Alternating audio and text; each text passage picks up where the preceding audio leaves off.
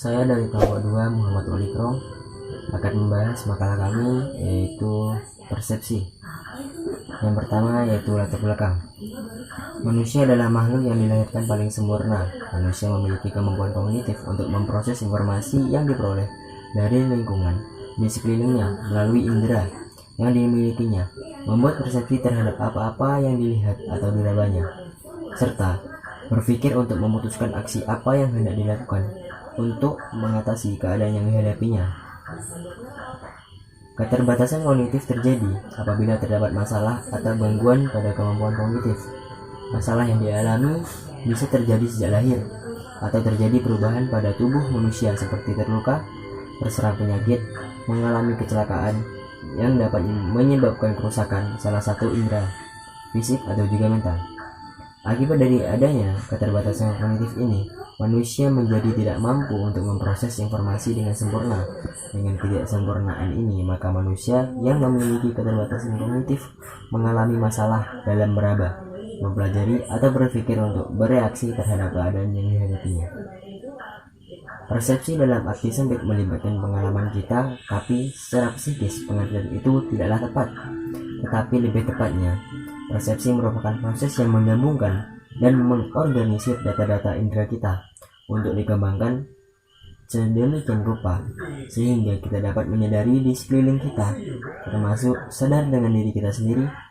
Dan di dalam mempersepsi keadaan sekitar, maka kita harus melibatkan indera kita, maka akan lahir semua argumen yang berasal dari informasi yang dikumpulkan dan diterima oleh alat reseptor sensorik kita, sehingga kita dapat menggabungkan atau mengelompokkan data yang telah kita terima sebelumnya melalui pengalaman awal kita.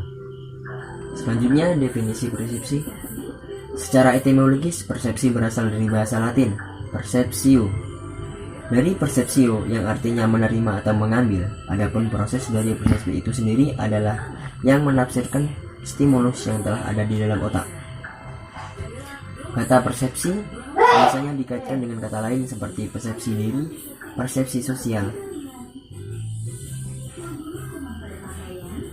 Dalam kepustakaan berbahasa Inggris, istilah yang dapat digunakan ialah social perception. Pada dasarnya, objek berupa pribadi memberi stimulus yang sama pula. Menurut Jalaluddin Rahmat, persepsi adalah pengalaman tentang objek wisata atau hubungan-hubungan yang diperoleh dengan menyimpulkan informasi dan pesan. Pengertian ini memberi pemahaman bahwa dalam persepsi terhadap pengalaman tertentu yang tidak diperoleh individu. Di sini, peristiwa yang dialami serta dilakukan suatu proses yang menghubungkan pesan yang datang dari pengalaman atau peristiwa yang dimaksudkan, kemudian ditafsirkan menurut kemampuan daya pikirnya sendiri. Pesan-pesan yang muncul dan dipersepsi dapat berarti pesan yang tersurat maupun tersirat. Menurut French, persepsi adalah suatu proses tentang petunjuk-petunjuk indrawi dan pengalaman masa lampau yang relevan diorganisasikan untuk memberikan kepada kita gambaran yang struktural dan bermakna pada suatu situasi tertentu. Perkembangan persepsual. Ketetapan persepsual adalah kecenderungan kita untuk mempertahankan persepsi yang telah dimiliki terhadap suatu objek dengan mengabaikan perubahan warna, keterangan, ukuran, dan bentuk. Banyak anak yang kesulitan belajar karena tidak dapat melakukan transfer informasi dari suatu sistem persepsual ke sistem yang persepsual lain. Transfer informasi yang mencakup integrasi dan aktivitas. Yang pertama yaitu visual ke auditoris, yang kedua auditoris ke visual, yang ketiga auditoris ke motor visual, yang keempat auditoris verbal ke motor, yang kelima taktik visual motor, yang keenam auditoris ke visual. Mungkin itu saja yang dapat saya sampaikan. Selanjutnya pembahasan akan dilanjutkan oleh Muhammad Reza Al-Kamal. Kepadanya dipersilakan. Baiklah, di sini saya akan melanjutkan penjelasan dari Muhammad Walikrom tentang makalah persepsi ini. Yang selanjutnya yaitu sifat-sifat persepsi. 1. Dunia persepsi mempunyai sifat ruang. Mengenal persepsi ruang ini mengandung persoalan-persoalan psikologis yang penting, terutama pengelahatan sifat ruang, dimensi ketiga. Yang kedua, dunia persepsi mempunyai dimensi waktu. Objek-objeknya bersifat tetap sehingga terdapat kestabilan yang luas. Yang ketiga, dunia persepsi berstruktur menurut objek persepsi. Dalam hal ini, berbagai keseluruhan berdiri sendiri, menampakkan diri. Gestalt persepsi. Gestalt merupakan suatu pembahasan yang penting dalam psikologi persepsi. Yang terakhir, dunia persepsi yang penuh dengan arti persepsi. Yang penuh dengan arti. Persepsi tidaklah sama dengan mengonstatir benda dan kejadian tanpa makna. Yang kita persepsi selalu merupakan tanda-tanda, ekspresi, benda-benda yang berfungsi, relasi-relasi yang penuh arti, serta kejadian-kejadian.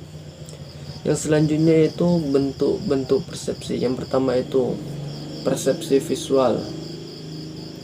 Yaitu persepsi visual ini didapatkan dari indera penglihatan. Persepsi ini adalah persepsi yang paling awal perkembangan pada bayi dan mempengaruhi bayi dan balita untuk memahami dunianya. Yang kedua yaitu persepsi auditori. Persepsi ini didapati dari indera pendengaran yaitu telinga.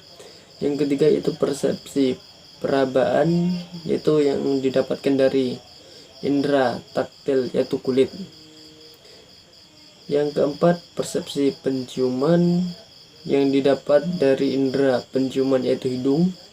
Yang kelima persepsi pengecapan yang ini didapati dari rasa, dapatan dari indera pengecapan yaitu lidah. Faktor-faktor yang mempengaruhi persepsi yaitu faktor internal. Faktor yang mempengaruhi persepsi berkaitan dengan kebutuhan psikologis, latar belakang pendidikan, alat indera, saraf atau pusat susunan saraf, kepribadian dan pengalaman, penerimaan diri serta keadaan individu pada waktu tertentu. Yang selanjutnya, yang kedua, faktor eksternal. Faktor ini digunakan untuk objek yang dipersepsikan atas orang dan keadaan, intensitas rangsangan, lingkungan, kekuatan rangsangan akan turut menentukan didasari atau tidaknya rangsangan tersebut. Yang terakhir yaitu pengaruh persepsi. Seperti yang dikemukakan, persepsi dipengaruhi oleh sejumlah faktor psikologi, termasuk asumsi-asumsi yang didasarkan pada pengalaman-pengalaman masa lalu yang sering terjadi pada tingkat bawah sadar, harapan-harapan budaya dan motivasi kebutuhan, susunan suasana hati, serta sikap sejumlah percobaan telah menunjukkan pengaruh faktor-faktor tersebut pada persepsi. Demikianlah penjelasan dari kami, semoga bermanfaat. Wabillahi taufiq wal hidayah. Wassalamualaikum warahmatullahi wabarakatuh.